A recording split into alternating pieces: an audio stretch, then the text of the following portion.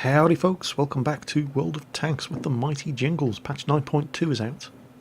I joined Quickie Baby's livestream last night. This was the very first game we played.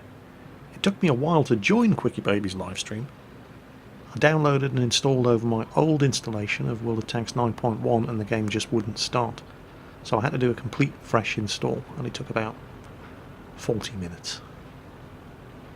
If you, like a lot of people, are having problems with patch 9.2, I recommend that is what you do. A fresh install of the game, and then worry about setting your mods up again afterwards. Which is what I'm doing here. I'm running completely vanilla World of Tanks. No mods, no XVN, no damage received announcer, nothing. I've even forgotten to turn colorblind mode on. But this was the tank we were getting excited about. The FV4202 was at an 8% DPM increase with that 105mm gun. This thing now has ridiculous damage per minute output. I always kind of liked this tank, but the one thing that held me back with it was the low rate of fire of the 105mm gun. It was one of those tanks, unlike other mediums where you can blow somebody's tracks off and work your way around him. You could never really do that with the FV4202 because it just did not fire fast enough. Oh, speaking of having my tracks blown off. Oh, Type 61. Oh, he's missed me. Bit of support fire there from Quickie Baby's FV4202 on the other side. Between us, finished off the T54. But there's another one. And that Type 61 is hungry for a bit of jingles. Quickie Baby's pushing him. Pop out. No, he's backed right off. Oh no, this is bad. T57 heavy has scented blood in the water. I get a shot into him. He penetrates me once, twice, and blows my tracks off. 3 times. Misses his 4th shot. Quickie Baby's helping out. Fire on the move, miss. I would normally never even consider firing on the move with this tank. But with 8% faster DPM,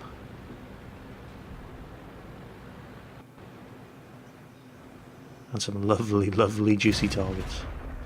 1 into the Death Star. I can't quite reload fast enough. He's turning his gun. Turret cheek. Lovely.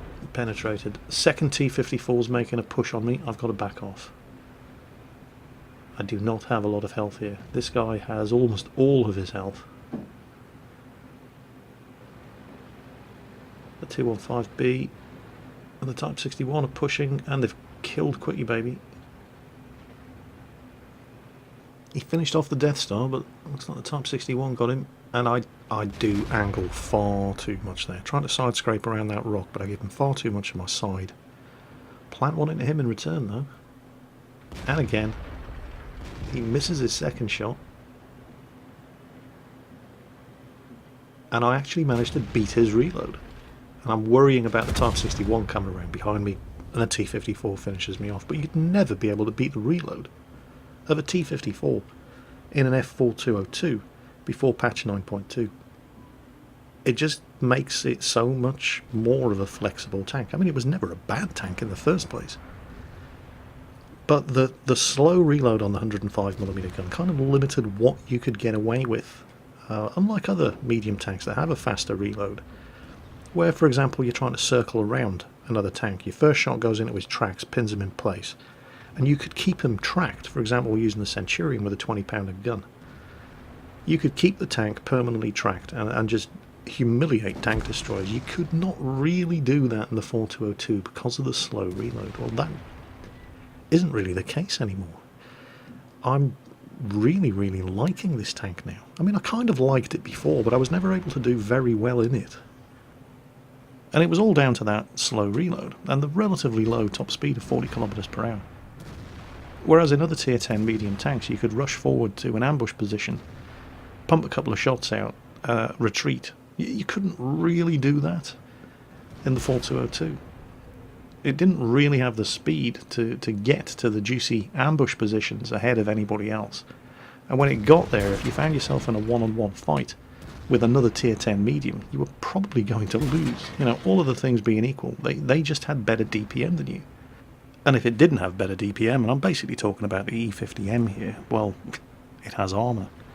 So the 4202 tended to come off second best whenever it was facing other tier 10 mediums. Well, that just isn't the case anymore. It now has higher DPM than the Leopard 1. But don't cry, Leopard drivers, you still have the speed and manoeuvrability, and your gun's still good.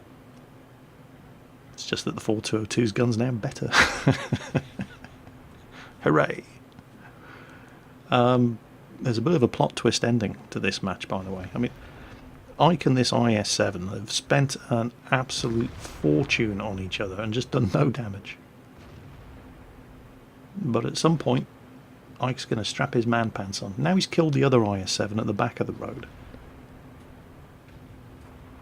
Him and this M103 are going to go for it. I think he got really, really sick of just spending money on this guy. But watch this, you're about to see the intuition perk in action. Fires once. Reloads, reloads, reloads. Fires again, bounces. Switches to high explosive, intuition kicks in, instant reload. But that's not the plot twist. We've got a mouse in the cap circle. And he's done well in a mouse to make it all the way around there. Now, the Waffenträger E100, we thought was heading back to reset the cap and going to be crossing this dry riverbed, but the two tanks in the cap circle, one of which is a mouse, has just capped. And then, boom, plot twist. Right after the cap reached 100%, artillery killed him anyway. Now, you may very well be sitting there thinking, bloody hell, Jingles, I don't know what you're getting so excited about the FV4202 for. That was a crap game. Well, actually, it wasn't. Now, admittedly, I did give that T-54 at the end far too much of my side to shoot at. If I'd angled less, I would have been able to eat the shot with my tracks, kill him, and potentially beat the Type 61 as well. But I didn't, so I died. But despite that, myself and Quickie Baby were top on damage done. And if you sorted by XP earned, I was top. And it's all down to the rate of fire increase. So I'd started to experience something I'd never felt before when driving a tier 10 tank. I'm actually having fun. And just to prove it wasn't a fluke, we went to do it again. The Quickie Baby there in chat, he's just spotted two of the guys on the enemy team. One of the T-54s and Lorraine are in the platoon. They're from the Finnish clan RSOP. So he's shouting their battle cry, "Uli, uli, uli," and they're responding in kind. They're good guys and very, very good players, so we need to keep an eye open for them. We're here on Westfield. Again, obviously a tier 10 game. We're in tier 10 tanks. Quickie Baby had played a whole bunch of FV4202 games prior to me joining the stream, because obviously, as I mentioned at the beginning, I had to re-download and do a complete reinstall of World of Tanks in order to be able to play, so I joined the stream late. This time he's in his Object 140. He's going Russian. It's been confirmed, by the way, that the FV4202 is being replaced by the Action 10 Centurion. So another Centurion model going to replace this tank. This thing is going to become a tier 8 premium medium tank. The armour is going to be reduced, and it's going to have a 20-pounder gun rather than this 105mm Royal Ordnance. The FV215B with a 120mm gun is also being replaced by the Mark II Chieftain. Oh yes. Now they haven't said what is going to happen to the 4202 and the 215B if you have them in your garage. IS-3 down there. This was foolish. I popped down to take a shot at the IS-3, missed him. Watch this though. I bounced 2 shots, Quickie Baby comes to cover me, he bounces the 3rd shot for me. I shouldn't have exposed myself to take shots at that IS-3. We knew that they were going to have tanks like the STB-1, potentially the T-54s, on that opposite ridge that you can see our T-71 moving towards, and those were the guys who were shooting at me. But the Lorraine's up above us, which means that the other T-54 probably is as well, and there we go. Don't really have shots at them though. Oh wait, no, we've got the awful Panzer. There we go. I'm Myself and Quickie Baby both hit him at the same time. And of course this time we didn't get spotted, because we've still got all this concealment in front of us. We weren't spotting these guys, it was the T-71. So we're taking advantage of him spotting for us. And some nice spotting damage there for the T-71 driver, doing what, you know, a scout should be doing. Couldn't quite get the second shot off. I mean, I hit, but it was the turret, and you know what Russian turrets are like. And it was extreme range. But what goes around comes around. Wait until you see what happens later on in this replay. The 4202, not an incredibly well armoured tank. The turret front is good. It's very well sloped and it's quite thick. Unfortunately, it's got this huge, it's like having a neck brace of a turret ring. You'll see later on where I get penetrated from the front, and it's all shot right through the turret ring. Right now though, the Lorraine's dead. I didn't realise, I was still worrying about it, and Quickie Baby pointed it out. No, the Lorraine's dead, we don't have to worry about him backing up this T-54. It's the other guy from the RSOP clan, so we're going to go and chase this guy down. Now, watch this. Now I'm in the open here, all these shots are coming from the ridge opposite. Look at the bouncers. Okay, that one didn't bounce. Eventually some of them are going to get through. But at that kind of range, and another one, and another one, and another one, and oh, bat chat. Okay, I've now got cover between the STB-1 and his friends, including the Waffenträger E100, by the way, who are all bouncing off me. But now we've got to chase this bat chat down. And I was attempting to circle him and get that building between me and him, but he drove through it. And it doesn't matter, he's dead anyway. Quickie Baby stopped to finish the T-54 off, came round to help me, but didn't need it. All those shots were from tier 10s, firing at me from well over 500 metres. Now, I'm not for a second going to sit here and try to tell you with a straight face that the FV4202 is a well-armoured tank, because it isn't. But at that kind of range, that 196mm, sloped and angled, mantletless turret front, was bouncing shots from STB-1s, Waffenträger E100s, and God knows what else. They just gave me a steel wall in an FV4202. I mean, seriously. There are not many people playing World of Tanks who can say they've gotten a steel wall in this thing. I had a really fun time playing this tank, and it hasn't changed that much. It's just a rate of fire increase, but I think it gave me the confidence to just try to push the tank a little more than I normally do. Normally that low reload on the 105mm gun makes me play this thing, well, more like you play a Tiger in a tier 9 match. Be cautious, stay back, play it as a sniper. Don't try to push your luck. But the buff to the DPM, it's like I finally found a tier 10 tank that I enjoy playing and feel competitive in. And of course they're removing it from the game. Typical. That's always the way it goes, isn't it? You finally found something in World of Tanks that you like, and they either nerf it or they remove it.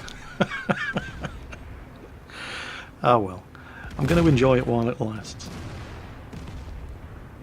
And they are replacing it with another Centurion, so it can't be that bad. Hey, there we go, another win. And, as promised, E100s, T110E5s driving around. And it's the medium tank that gets the steel wall medal. And Confederate. Here, look at this. I didn't do as well on damage done in that game, but yeah, did nearly 3,000. That's fine. It's nothing special, but it you know, it's all right. But look at that, 12 hits received. Damage blocked by armour. Over 3,000. In the 4202. Let's have a look at one of the E100s, shall we? Here he is. And I'm not judging the guy. You know, it's completely situational. I don't know what circumstances he was in, but damage blocked by armour? 750. FV4202. Strong tank. Of course, the 4202 is not the only tank that has received some substantial buffs in patch 9.2. This is another one, the M46 Patton. I think this is a fantastic tank. It's the American tier 9 medium, well, one of the American tier 9 mediums, The other one, of course, being the T-54E1, but that's an autoloader. The good old M46 was a great tank, but the accuracy of the 105mm gun was appalling. It was 0.42. Well, it's still appalling, but it's slightly better. It's now 0.4. But hey, a buff's a buff. But it's not just the raw accuracy of the gun. They've also messed around with the suspension of the tank, and if you've got the top suspension equipped, then the tank becomes a much more stable firing platform. The gun is now more accurate. The aiming circle disperses less when you move the hull, when you move the turret, when you fire the gun. All kinds of factors have been reworked to make this tank so much better at firing and firing on the move. I've always loved this tank. This used to be my favourite tank in World of Tanks until Wargaming gave me the Centurion 7.1. T-57 heavy spotted. With .4 accuracy, you just aim for centre of mass at targets at that sort of range. Forget aiming for weak spots. Hit him, blew his tracks off, but unfortunately then he disappeared. Quickie Baby and Ike here, pumping shots into his last known position. Might have hit him, might not. But I'm starting to get a little bit nervous about the fact that we've got 3 Tier 9 mediums all clustered together in the same spot. And that's a really big artillery on the enemy team. Now admittedly, he's probably pre-aiming down at the corner of Fail, down on the bottom corner of Arctic, but I'm not taking the chance. Instead I push forward. Now there's an IS-7 on that corner, doing battle with our IS-8. And I am not going to waste time shooting at the front of the turret of an IS-7 with this 105mm gun. With 218mm of penetration, which isn't bad by Tier 9 medium tank standards, you don't shoot at the front of the turret of IS-7s. Instead, you work your way around the flank and you shoot them in their big fat Russian ass. Oh, look at the map, by the way. Now, I hadn't noticed this. Quickie Baby had. He starts pinging the map. Look at the AMX 1390. Spotted the opening, and he's going right for our artillery. Oh, this, by the way, is another one of those shots that you just don't take. Actually hit him. That was never going to penetrate. Meanwhile, the 1390, he be all swiggity swooty, I'm going to get me some arty booty. And any second now, Quickie Baby's still pinging the map. Nah, too late. T-92's dead. Of course, he's one of those artillery players who thinks that the entire team exists just to feed him targets. Newsflash, it's not all about you, princess. But while he's nerd raging and the Object 704 is no longer a threat, we're going to do some flanking, Patton style.